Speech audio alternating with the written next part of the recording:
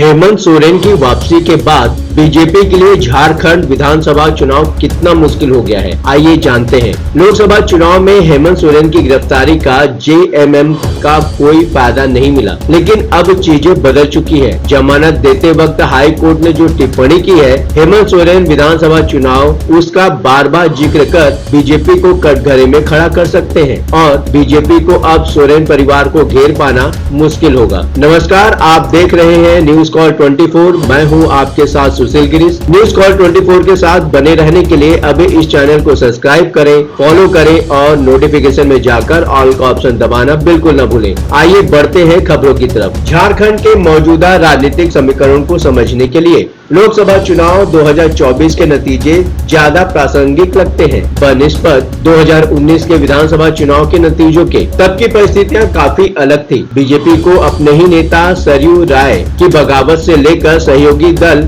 एजेएसयू नेता सुदेश महतो की जिद बहुत भारी पड़ी थी, लेकिन पूर्व मुख्यमंत्री रघुबर दास को उड़ीसा राजभवन भेजने के साथ ही सरयू राय को दरकिनार कर बीजेपी नेतृत्व ऐसी सारी ही मुसीबतों से पहले ही उबर चुकी है और लोकसभा चुनाव में उसका असर भी देखा जा चुका है। 2019 के आम चुनाव के मुकाबले झारखंड में बीजेपी की सीटें कम जरूर आई हैं, लेकिन हेमंत सोरेन को ईडी के जेल भेजने का कोई खास असर नहीं दिखा। बीजेपी 8 और सुदेश महतो की पार्टी 1 सीट जीतने में सफल रहे। बेशक पिछले चुनाव के मुकाबले 3 सीटें कम मिली हैं, लेकिन हेमंत सोरेन की गिरफ्तारी का कोई खास असर नहीं दिखा, क्योंकि झारखंड मुक्ति मोर्चा को 3 सीटें ही मिल पाई और पिछले चुनाव से तुलना करें तो 2 ज्यादा ही मिली। कांग्रेस को भी पिछले चुनाव के मुकाबले इस बार 1 सीट का फायदा मिला है और उसके हिस्से में 2 सीटें आई हैं। सियासी हालात अब काफी बदल चुके हैं, खासकर हेमंत सोरेन के जेल से छूटने के बाद। अब तो झारखंड में चंपई सोरेन को हटाकर हेमंत सोरेन फिर से मुख्यमंत्री की कुर्सी पर भी बैठ चुके हैं। सुनने में आ रहा है कि प्रवर्तन निदेशालय हेमंत सोरेन की जमानत रद्द कराने के लिए सुप्रीम कोर्ट का रुख करने की तैयारी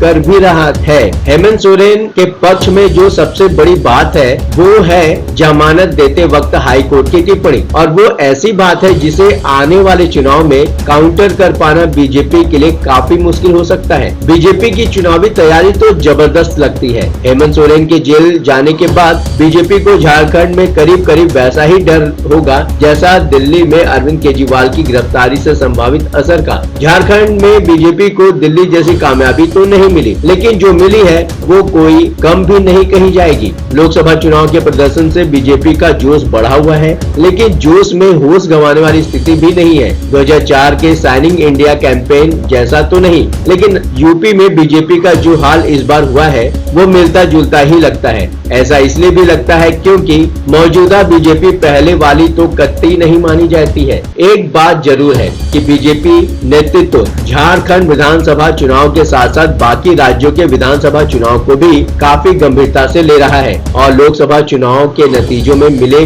दर्द को भुलाने के लिए पूरी ताकत भी झोंक दी है। जहां तक झारखंड की बात है, बीजेपी की गंभीरता को ऐसे भी समझा जा सकता है कि केंद्रीय मंत्री शिवराज सिंह चौहान और असम के मुख्यमंत्री हिमंत बिस्वा शर्मा को पहले से ही चुनाव प्रभारी और सह प्रभारी बनाया जा चुका है और उसमें भी पहले से बाबूलाल मरांडी मोर्चा संभाले हुए हैं। अव्वल तो झारखंड की लड़ाई शिबू सोरेन ने ही लड़ी थी, लेकिन मुख्यमंत्री बनने का मौका काफी बाद मिल पाया, जबकि बाबूलाल मरांडी राज्य के पहले मुख्यमंत्री बने थे। बीच में बाबूलाल मरांडी अपनी पार्टी बनाकर एक राजनीति करने लगे थे, लेकिन सफल नहीं हो पाए। 2019 की हार के बाद बीजेपी को भी जरूरत महसूस हुई और बाबूलाल मरांडी तो जरूरतमंद थे ही। बात चली और बात बन गई। बाबूलाल मरांडी को बीजेपी ने झारखंड का अध्यक्ष भी बना दिया और चुनाव में सार्वजनिक घोषणा होने तक मुख्यमंत्री का चेहरा भी उन्हीं को माना जा रहा है। वैसे पिछले चुनाव से पहले ही बीजेपी को मालूम होता है कि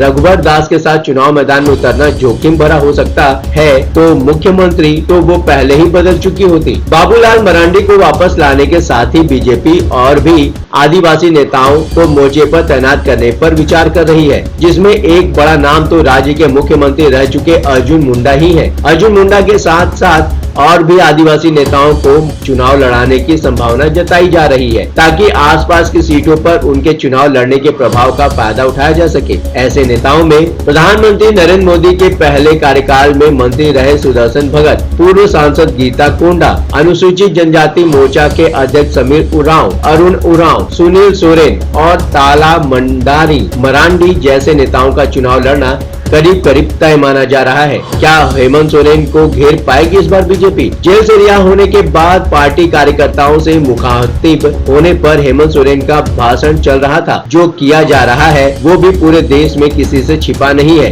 एक मनगढ़ंत कहानी बनाकर मुझे 5 महीनों तक जेल में रखा गया। असल में हेमंत सोरेन के बढ़े हुए आत्मविश्वास की वजह थी उनकी जमानत मंजूर करते वक्त झारखंड हाई कोर्ट की खास टिप्पणी। कोर्ट का कहना था, प्रथम दृष्टया सबूतों को देखते हुए ये मानने की वजह है कि हेमंत सोरेन कथित अपराधों के लिए दोषी नहीं है। हाई कोर्ट ने कहा, ये बात ध्यान देने लायक है कि बरामद कई रजिस्टरों और रेवेन्यू रिकॉर्ड में हेमंत सोरेन या उनके परिवार के सदस्यों का नाम नहीं है। और बीजेपी नेता बाबूलाल मरांडी जिस तरीके से हेमंत सोरेन को टारगेट कर रहे हैं, उससे भी लगता है कि बीजेपी के लिए ये सब कितना मुश्किल हो रहा है। बाबूलाल मरांडी का कहना है कि जनादेश जनता की सेवा के लिए मिलता है, लेकिन इंडिया गठबंधन जनादेश का इस्तेमाल सिर्फ शिबू सोरेन परिवार की जागीर को बचाने के लिए कर रहा है। वो कह रहे हैं, शिबू सोरेन परिवार की डिक्शनरी में आदिवासी का मतलब केवल उनका परिवार होता है। सोरेन परिवार बाकी के आदिवासी परिवारों को सिर्फ अपना पिछलग्गू बनाकर रखना चाहता है। साफ है, भ्रष्टाचार के आरोप लगाते हुए घेरने के बजाय बाबूलाल मरांडी